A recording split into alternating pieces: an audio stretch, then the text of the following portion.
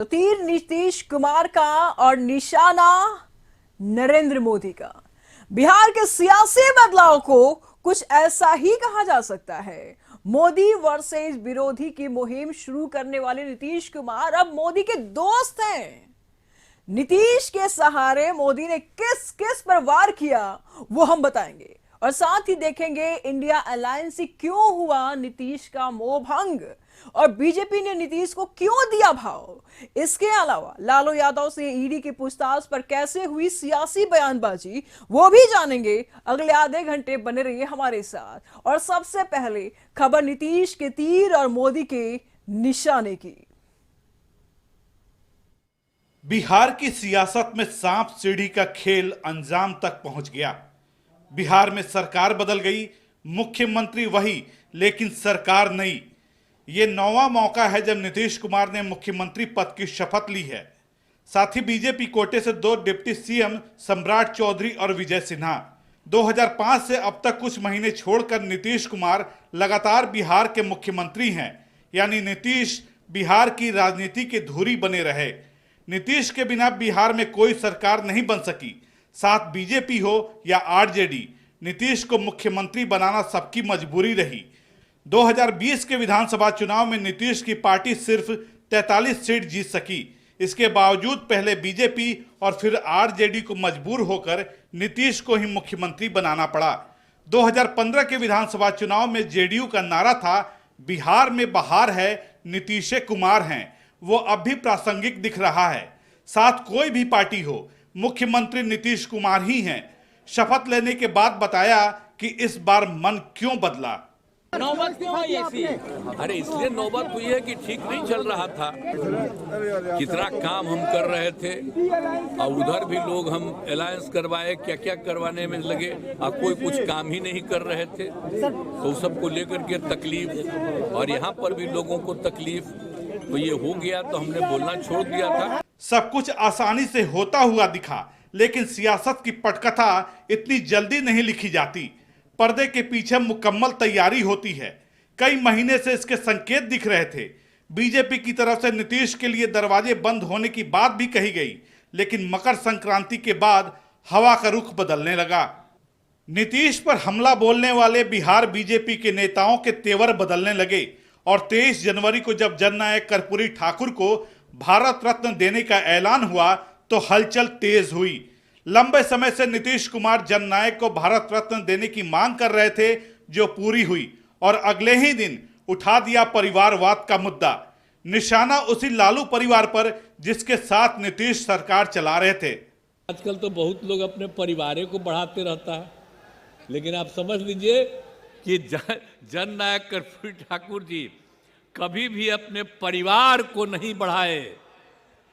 और एक ही बात जान लीजिए कि जननायक कर्पूरी ठाकुर जी से ही सीख करके हमने भी अपने किसी परिवार को आज तक नहीं बढ़ाया है, यह पक्का जान लीजिए। ये संकेत भी था और संदेश भी।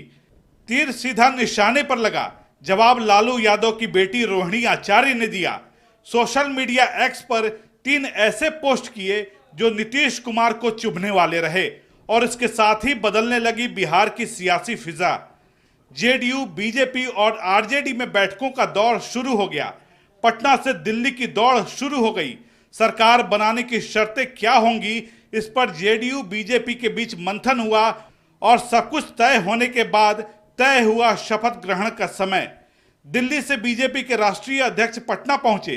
राजभवन में नीतीश कुमार से गुफ्तगू करते दिखे और बाद में बड़ा ऐलान कर दिया। प्रधानमंत्री मोदी जी के नेतृत्व में अब ये डबल इंजन की सरकार में उन्होंने जो निश्चय लिया है उसके बहुत ही अच्छे प्रमाण और अच्छे प्रभाव बिहार की दृष्टि से होगा, ऐसा हमारा विश्वास है। साथ ही साथ प्रधानमंत्री मोदी जी के नेतृत्व में आने वाले समय में बिहार लोकसभा में स्वीप करेगा और एनडीए स्वीप करेगा, और विधानसभा के चुनाव में भी एनडीए की सरकार बनना निश्चित रहेगा। नीतीश ने 2017 में जब आरजेडी से संबंध तोड़ा था, तब आरोप भ्रष्टाचार का लगाया था, और इस बार मुद्दा बनाया परिवारवाद का। ये दोनों वही मुद्दे हैं जिसे लेकर नरेंद्र मोदी विपक्ष पर हमला करते रहे हैं। यानी नीतीश ने उसी एजेंडे को अपनाया है जो नरेंद्र मोदी का है और जेपी नड्डा इसे बताने में पीछे नहीं रहे। और बिहार में जो हुआ है वो स्पष्ट रूप से बताता है कि इंडी अलायंस, जो ये अलायंस था, वो कॉन्सेप्ट वाइज भी और धरती पर उतरने से पहले ही यह बिफर गया है और बिखर गया है। और यहां यह भी मैं कहना चाहता हूं कि ये इंडी अलायंस कोई और अलायंस नहीं था, ये अलायंस परिवार बचाओ अलायंस, ये अलायंस प्रॉपर्टी बचाओ अलायंस है। ये अलायंस जिन लोगों ने भ्रष्टाचार किया है उनका जमावड़ा है, और ये अलायंस तुष्टीकरण को बढ़ावा देने वाला अलायंस है। नीतीश के पाला बदलने का इंडी अलायंस पर क्या असर पड़ेगा, उस पर भी हम चर्चा करेंगे।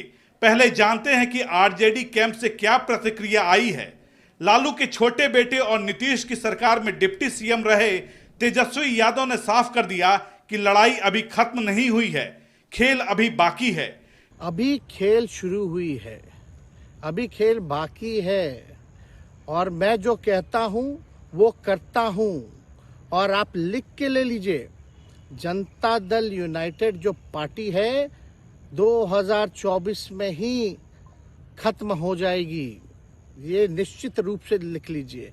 और अभी तो खेल शुरू हुआ है, खेल बाकी है।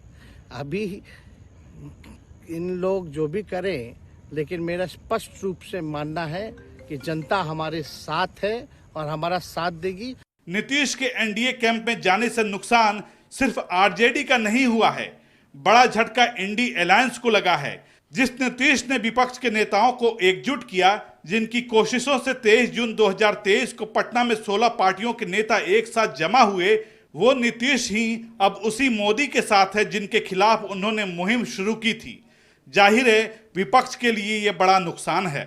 वैसे विपक्ष का कहना है कि ये अंदेशा पहले से था, नीतीश मोदी के साथ जा सकते हैं। हमने पहले ही, हमको ये इत्तला मिली थी कि लालू जी से जब बात किया, तेजस्वी से जब बात किया था, उन्होंने बोल रहे थे कि हमको भी ऐसा संशय आ रहा है कि ये हमारे हाथ से चले जाएगा। पहले से मालूम था, लेकिन हमने ये इंडिया अलायंस को इंटैक्ट रखने के लिए हम होके कोई बात अगर गलत करेंगे तो वो रॉन्ग मैसेज आएगा। इसीलिए हमने, कल लोग पूछे मुझे, परसों पूछे, तो मैं यही कहा कि देखेंगे, अभी हम तो उसका डेवलपमेंट हमको मालूम नहीं। लोकसभा चुनाव में मोदी को हराने में जुटे इंडिया अलायंस के सामने चुनौती बड़ी है। नरेंद्र मोदी के रूप में सामने ऐसा नेता है जो 10 साल से प्रधानमंत्री है। गुजरात का मुख्यमंत्री बनने के बाद जितने भी चुनाव हुए, हार की तो बात ही छोड़ दें, मोदी लगातार मजबूत होते गए और विपक्ष बौना होता गया। अब मोदी ने उस नीतीश को भी अपने साथ मिला लिया है जिसने उनके खिलाफ मुहिम का झंडा उठाया था। जाहिर है नीतीश जब मोदी के दोस्त बने तो विपक्ष के सामने चुनौतियों का पहाड़ खड़ा हो गया है। ब्यूरो रिपोर्ट, कशिश न्यूज।